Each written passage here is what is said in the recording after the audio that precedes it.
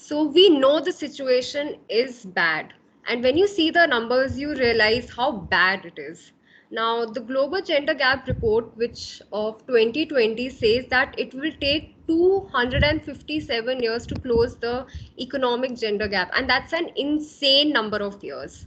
And the 2018 World Bank data shows that the female labor force participation rate in India is 23%, which is half the global average. And if you look at the pie chart, it shows that around 9 crore females are in the labor market in India as compared to 30 crore males. And this is a huge gap. And this economic gap, it only widens as the seniority level increases. As per Niti Aayog, only 27% women are in managerial positions and 17.5% comprise the board of directors in listed companies. Now, there are economic benefits of closing the gender gap, no doubt. Gender balance boards increase firm performance and financial stability. A McKinsey study has showed that achieving gender equality in India will add $770 billion of added GDP by 2025. And according to ILO, our GDP will increase by $1 trillion if the participation of women in the labor force rises by 25%. Now, when I was researching this topic, I found that the gender data worldwide and in India, it pertains to only men and women, and it doesn't take into account the whole gender spectrum. But to give you an idea about the situation, I have two studies from the US. Now, a 2008 study exposed that after a gender transition, transgender males reported a slight increase in their salaries, and transgender females reported a 32% decrease in their salaries. This shows that the economic value, or the lack of in this case, is attached to gender. And again, there was a transgender discrimination survey in 2011 in the US, and it found that 15% of trans and gender non-conforming people lived below the poverty line. So when we talk about the economic gender gap, it's also due to the prevailing societal attitudes. Society plays a crucial role. In fact, the OECD Secretary General said that the glass ceiling is a cultural issue and will continue to be one if there are no public policies to address it. And this is why we need gender mainstreaming, because gender mainstreaming is about integrating the gender perspective into any planned action, whether it's policies or programs, and the design of these policies and programs, the implementation, the regulation. Ultimately, the point of gender mainstreaming is to not perpetuate existing inequalities. Now, gender mainstreaming as a global strategy for gender equality was publicly established at the UN Fourth World Conference on Women in 1995, and this was again reiterated in 2000. So, while designing this framework, we try to align it with a few global documents and initiatives. Now, it is directly related to three sustainable development goals.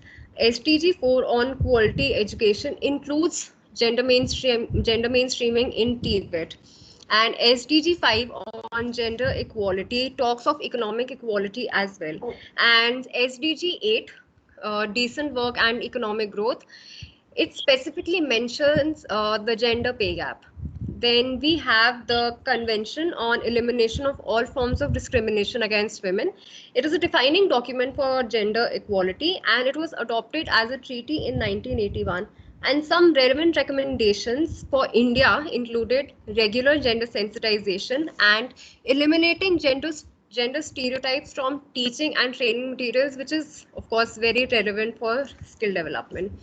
Now, the ILO decent work agenda also, it really supports gender equality and sees it as a prereq to progress.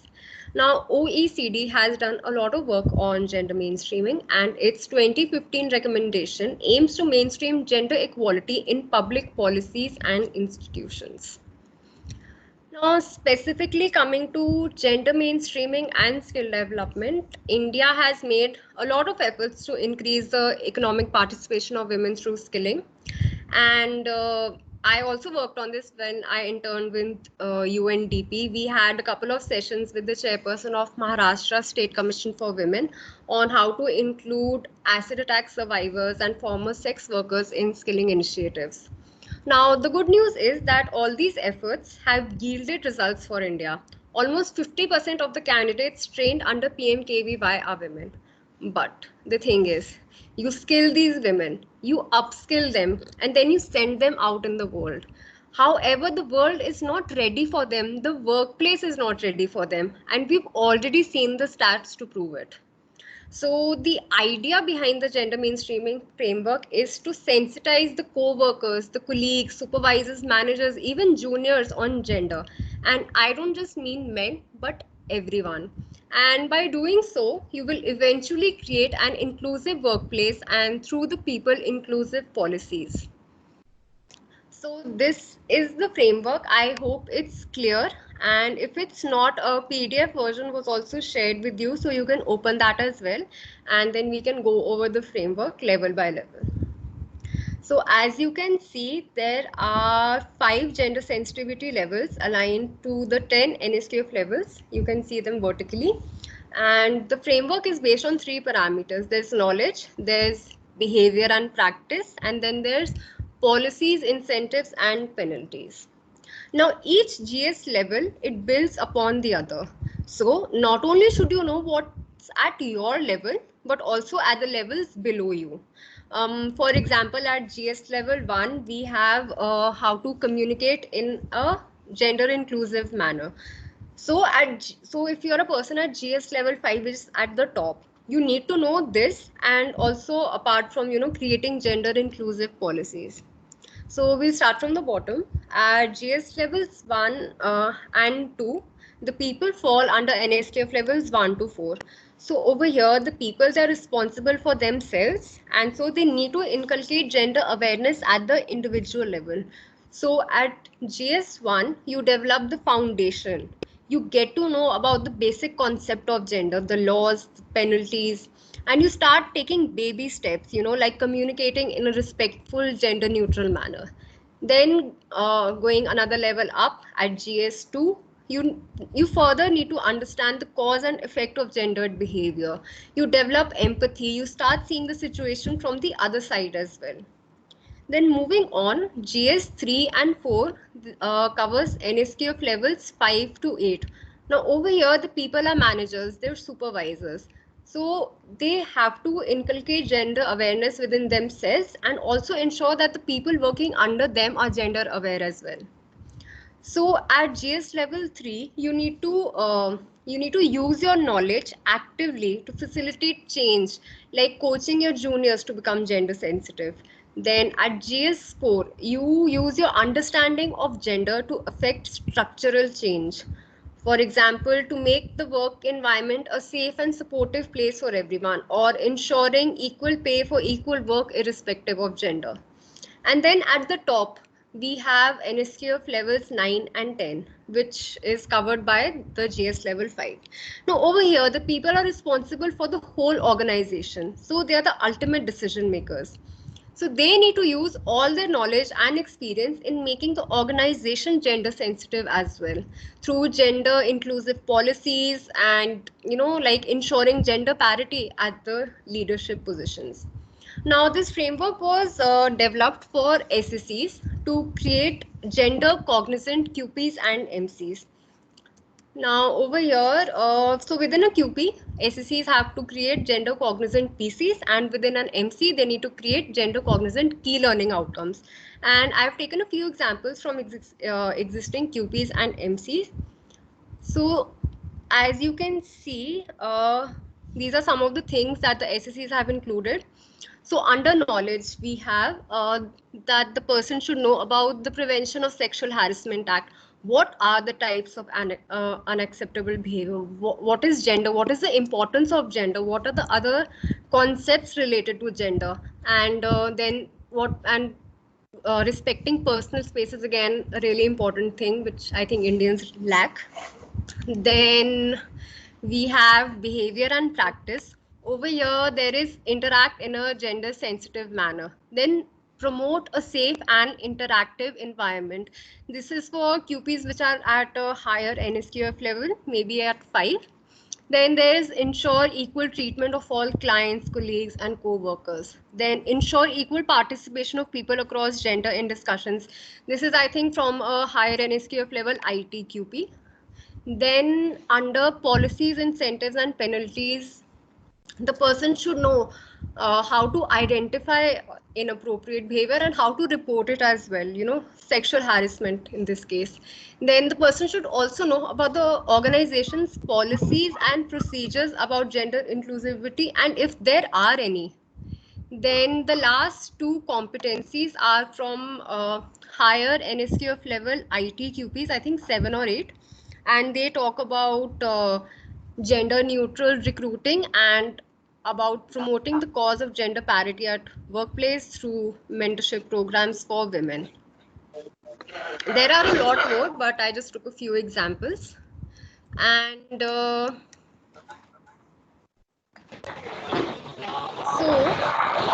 since January 2020, all SSCs were asked to include gender in the QPs. And since then, 31 gender cognizant job roles have been approved in the QRC. And the next QRC is next week on 29th April. So the number shall definitely increase. And this is the list of the 31 QPs which have been approved till now. So yeah, that's it for gender. And now Sabina and I, we've also developed a version 2 of the framework, and right now we are getting it internationally peer reviewed, and we'll actually be presenting it at the International Academic Forum in Tokyo next month. But apart from gender, the standards team has also worked on a lot of other things. Rakhi, she developed she worked on PWD sensitization of job roles. Shatabdi collaborated with the Green Jobs SC on greening of job roles, and resources on these along with gender, they're available on the standards page of the NSDC website, and also on Skills IP under knowledge products. So yeah, that's it. Thanks, Tanya. You went through the presentation very quickly, I think, being very mindful of the time. I would also request you to probably start from the beginning, and if any of you have some specific questions on, I can send the version of the PPT in the chat itself. And if you have some specific questions, please be free to either type or speak. Now, I mean, I think from my side, Tanya, the first question that I really have is how do you define gender? Is it just male, female, or do we even talk about other LGBT communities? And how is this gender sensitization framework actually including them? So after this, I'll also share a gender glossary that'll take care of all these definitions. But over here in the framework, when we talk about gender, we don't just talk about, male, female. That's sex. Male, female bifurcation is sex. Gender is so much more than that. Gender is male, female, transgender, or the third gender, or some people may identify as neither male or female. So there are like so many aspects to gender, and so in the framework itself, we've tried not to pinpoint like it's for women or it's for the third gender. We've tried to make it gender inclusive. It's a very open and flexible framework. It's for everybody. Great, thanks so much. Hi, Does Tanya. Anybody else have a question? Hi Tanya, Anup this side. Tanya, are we gonna work upon anything which sort of a outcome metrics which can show us like what kind of a results this mainstreaming framework is gonna build up in the future? Something like measurable, that kind of a thing. I think that's really a conversation for the future, and I hope it does happen because right now it's been what, Jan, Feb, March. It's just been 3-4 months since the framework has really been active. So maybe 1 year or 1.5 year down the line, we can do some kind of study like we did for the triple E modules on how it helped the people. Mhm. So maybe something on study on that sort could be done, because abhi it's too early to map the outcome of the framework. Okay. And is there any job role on which the trainings have started, or is just that we have started building it up? um Actually, I'm not aware if training on these job roles have started or not, but I think July 2020 onward, all these 2000 plus QPs are expiring. So all of them, when they'll get revised, they'll need to include gender. And I think post that, definitely there is like no other option. Training on gender will start. Okay. And my last question, is it this kind of a framework first of its kind, or somewhere around the world we have seen such frameworks being developed, and those have helped improving the gender parity in the economy? No, this is actually the first framework of its kind that has been developed anywhere, India or worldwide. Okay, great. Great. Tanya, we have a question from Sobin. Sobin, would you like to ask yourself, or should I ask? You can unmute yourself. Yeah. So Tanya, two questions. One is, how do we plan to take about assessment of a GS level in any candidate? In terms of what is his gender sensitivity, his or her gender sensitivity when he comes into a training? Are we working on that? That is the first part. Obviously, it's a very fresh idea and it will take some time. Yeah. But I come from an operational background, so I want to see it working, happening. How do I do it? So, Second question. yeah. Yeah, please. Okay, so I'll answer this one first. So when the performance criteria are created, gender performance criteria are created in the QP, and we actually went through a couple of them. So these PCs are a part of the assessment criteria. During assessments, the person will be trained, will be tested on these competencies. Like the person has to know how to communicate in gender neutral terms, or how to promote a safe and Gender inclusive sensitive. workplace, or how to identify unacceptable behavior. So these are the competencies which will be tested during the assessment, and of course it's up to the SSCs on how they create the question bank to test them. Okay. So the next question comes after this is that during the assessment, we come to know that this GS level of this individual is GS1, just there. But his NSQF level at which he's coming into the training is at level 5.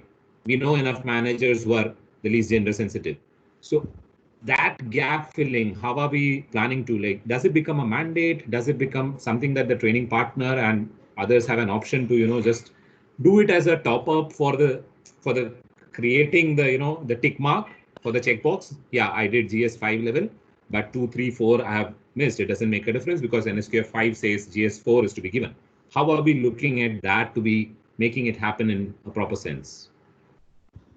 So when we are reviewing the before it reaches at that stage, so when we are reviewing the qualification packs, suppose the individual is at, as you said, GS level 5.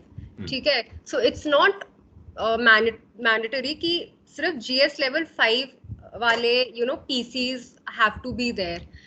We try to include a lower level, because we know that this is a first time thing. So suppose the prereq for this QP is a lower level QP which has already covered the lower level gender PCs, so then it's fine.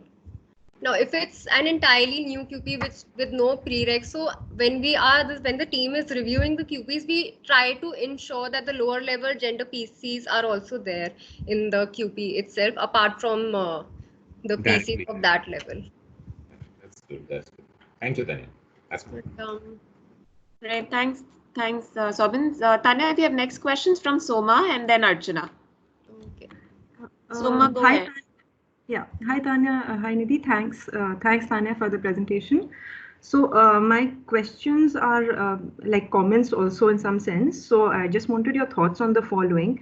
So on GS4, you state that ability to reflect on own gender identity and gender roles is one of the components for GS4. Can you elaborate further on that? Because to me, this statement seems to be perpetuating gender stereotypes to an extent. So that's my first question. So. Okay. So by this, it means to,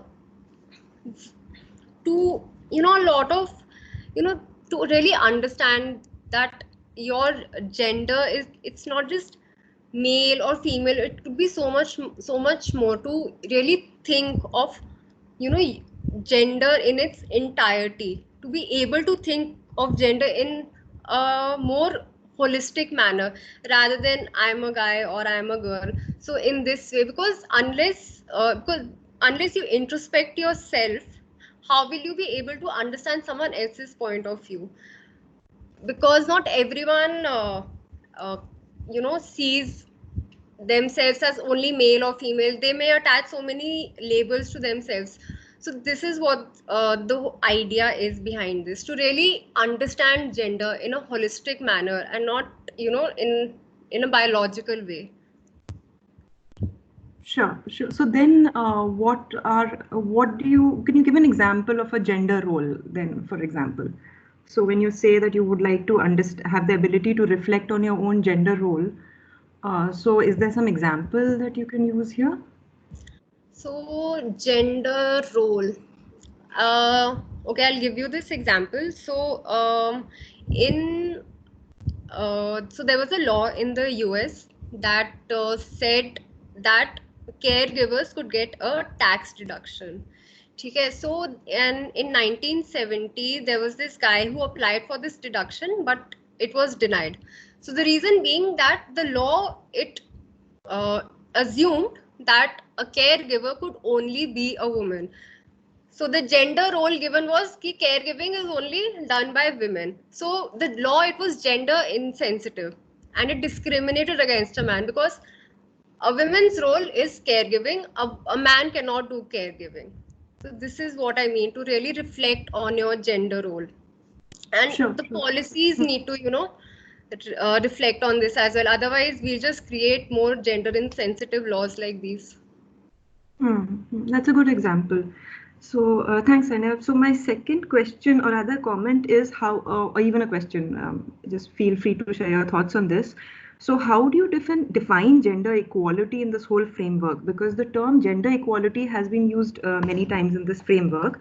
So A, is it equality of opportunity, or B, is it equality of outcomes?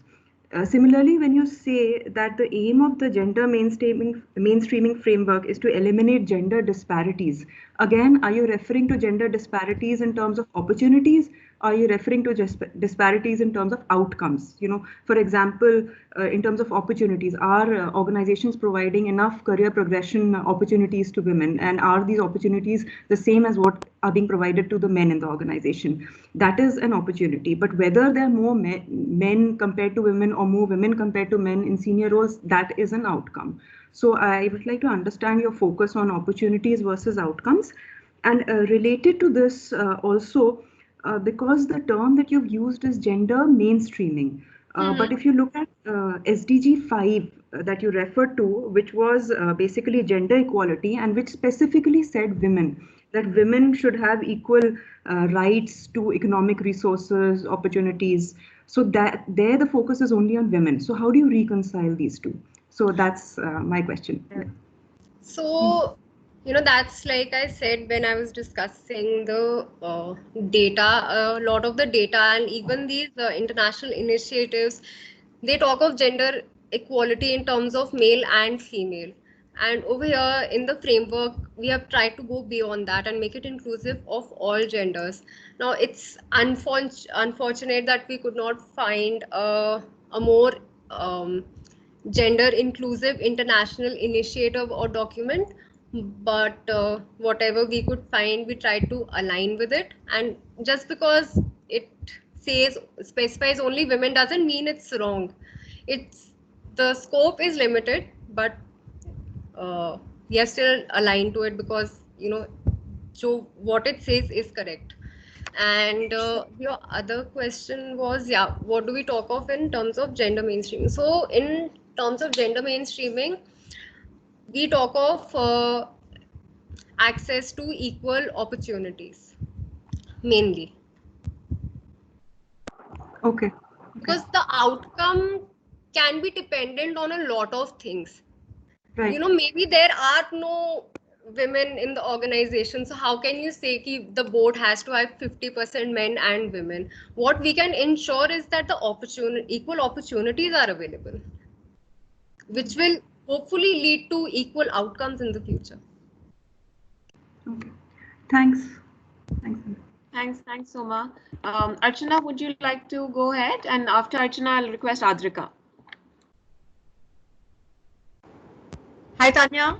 So I had a question. Firstly, thank you for the lovely presentation. I had a question. While the framework for gender mainstreaming is ready, where can we find content on gender mainstreaming for training delivery?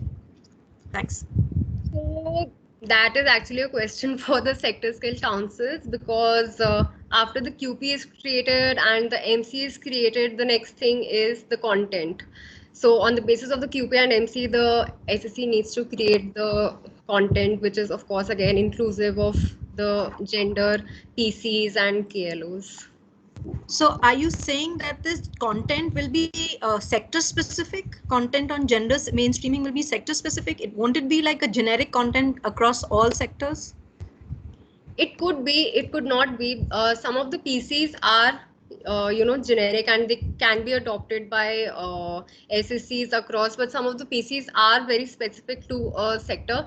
For example, there's a QP. It was recently approved in one of the QRCs. It was community sports coach. So over there, one of the PCs was to ensure that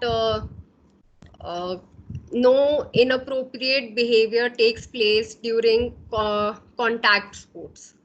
So this is like a sector specific gender PC.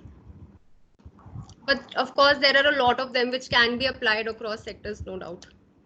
So are we working with sector skill councils on developing this content? Is there any timeline? So the content development is entirely on the SSC, and the content reviewing is done by the LRT team. The QP and MC review is done by the standards team. And what you're asking, I cannot answer because no problem. The SSCs will know how long they will take to develop the content. All right. Thank you. Anyways, bye-bye. Thanks, Archana. Adrika, would you like to raise your comment? Yeah, sure. Hi, Tanya. First of all, thank you so much for the lovely session. And I have two questions here, and both from purely training point of view. So first one is when we talk about gender mainstreaming or inclusivity, what is or what should be our focus or priority here? To have a separate training program specific for women. I know the gender pertains to various other sectors, but I'm talking about women. So our focus should be separate training center focusing on women, or to have COVID programs with at least equal participation of women. What would be the mainstream here? Having a separate or together? So it's obvious, it is together, not just for women. Because like I said, the idea behind the framework is to create gender aware colleagues, co-workers, supervisors, managers, juniors, and so that an inclusive environment and inclusive workplace policies can be created as a result. So suppose there's this plumbing QP. So whoever is enrolled for during training for this QP, whether it's males or females, everyone will be taught and assessed on gender PCs and KLOs. Okay. And then now moving beyond trainings, when now you've given us a brief and quite a detailed one on gender mainstreaming, and you've spoken about creating GS level, and mixing that up with various other components in the ecosystem. I want to understand that while you were working on this or while you were developing this, what are the various challenges and the problems that you foresee might come up in the future when we take this up at the ground level? And what would be the probable solutions that we can think of? Just food for thought for us. So, can you please repeat the first part of your question? So I want to understand what are the various challenges that you foresee will come when we actually implement or take this up at the ground level, the gender mainstreaming part. So, I think the main challenge that I foresee is that it's seen as, soft skills का कि ये तो easily पढ़ा देंगे, इस पे ज़्यादा focus देने की ज़रूरत नहीं है, and let's just focus on the domain knowledge and the hard skills, because that's usually the attitude कि soft skills हो जाएगा. Okay. That's the issue that I see, that it may not be given as much importance as it should be during the training. Okay. All right. Thank you so much, Tanya. Welcome. Thanks, Adrika.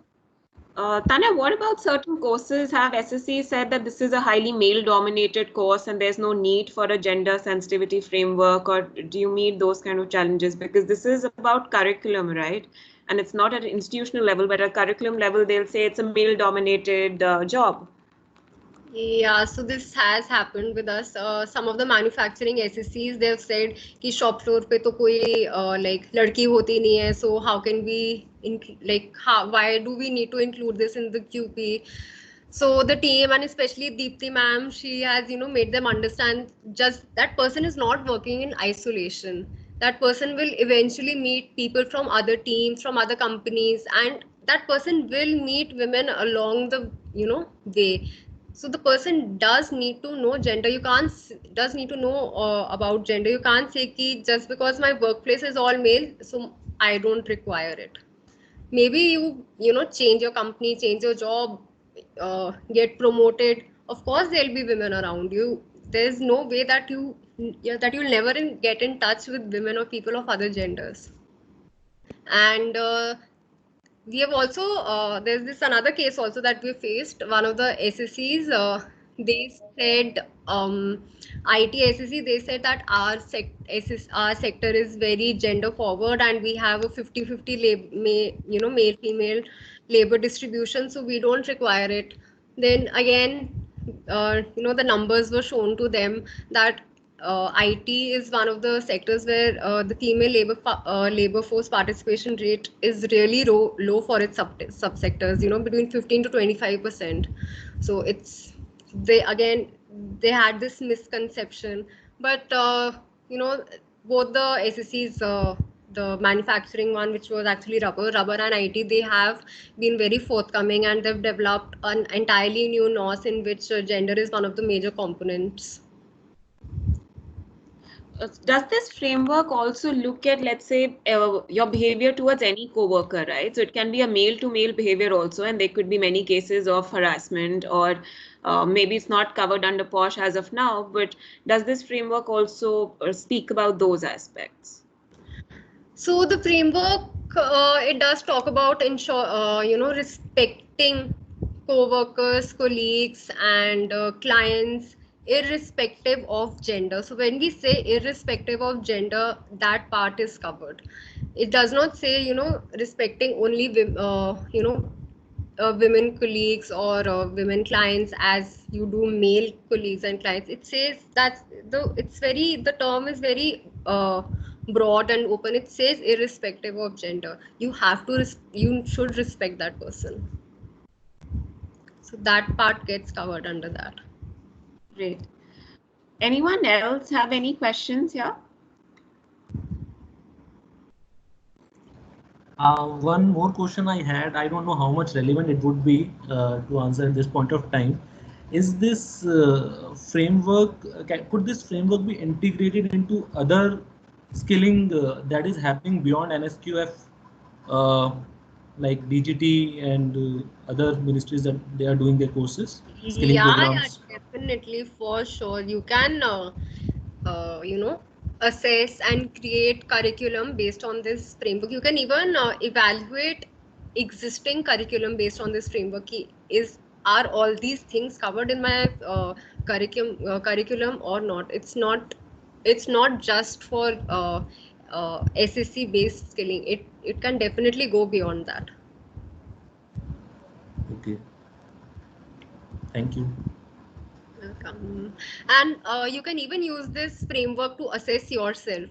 You can see at what GS level you fall, and you if you know all these things listed under knowledge, do you behave practice all the things listed under behavior, or assess various organizations or your own department on the basis of this. So if you For that, think I about would it, need you to can enroll. find. Uh-huh. Yeah. For that, you would need to enroll into a course, or would it be No, like? you have the framework with you. You can use it. Okay. Great, thanks. Yash, would you like to speak? Hi, Tanya. It was a great presentation. My question is there any scope for integration of this framework with the formal school-based education so that it can be introduced at an earlier stage? And if yes, what are the avenues that can be taken up to evangelize it? Yes, it can be, because like I said, this framework is not just, it has been created for SSCs to create QPs and MCs, but when you look at the framework alone, you see that it can be used, beyond the SSC ecosystem. You can definitely use it to create curriculum for formal education at lower school levels.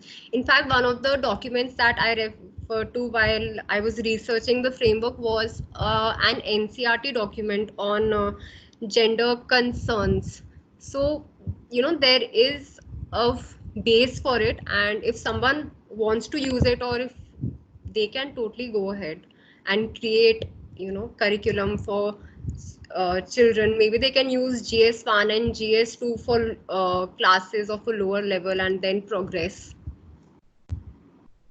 Thank you. Welcome.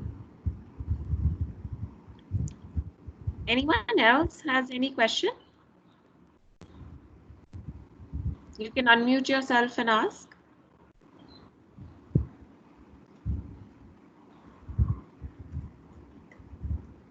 Yes, not. I'm going to ask Vandana to add in few comments, Tanya. Vandana, could you take over?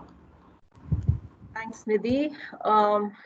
I joined in a bit late, but from what I can gather, I think it was a very productive presentation, Tanya. So kudos for that. And I think you've got this whole virtual BBL process going. So that's great. I think what we are looking at is sharing of knowledge between teams. So this was an important topic and something which was innovative done by the standards team. So I'm glad it's got shared with other teams. I also heard some useful comments by the various people who raised points and questions, observations. I think those would be useful to also keep in your mind and share with your internal team members as opportunities to explore, whether it was in terms of extending the concept as Shoma was referring, outcomes versus opportunities, or looking at extending adoption of this framework in other training ecosystems, evangelizing it. I think those are all great ideas. And the point I think Archana made about having content, while it is not part of what standards would do, but I think it's always something which you all can keep in mind in conversations with the SSCs. So this was, I think, a good interaction. And also for all those who have connected in, I think it's great you've taken out time to listen to your colleague. And I'm hoping that it would have triggered off some further thoughts in your minds. And equally, hopefully triggered some motivation in some of you to also come up and volunteer to share your knowledge or project areas with the wider team. So do feel free to reach out to the Skills IP team for any topic that you think you'd like to speak about, and organize a BBL. They will be happy to support you for that. So that's what from my side. Any ideas at a broader level that you all have that would be making this whole knowledge sharing effort more fruitful and engaging? Again, please do share your thoughts. The Skills IP is a neutral platform for all teams, so that's a space for everybody to share their knowledge and their ideas. So do reach out if you have any ideas and suggestions. So that's all from my side. Thanks a lot, and thanks Nidhi and Anoop for organizing this. Thank you, Thanks ma'am. so much. Some of you have more questions. I would say please reach out to Tanya. And there is also a poll which Anoop had put in the middle of our session. Please be happy to vote. It's just basically asking the usefulness of this webinar, any suggestions that you may have. And please write to us as Vandana suggested. That's it for today. Thank you so much, Tanya, for this. Welcome. Thank you. I also had a great time.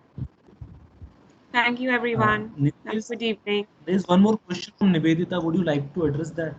I think she can ask separately to Tanya. Okay. Okay. Great. Thanks so much. Okay. Thanks. Thanks, Bye. everybody. Thanks, Tanya.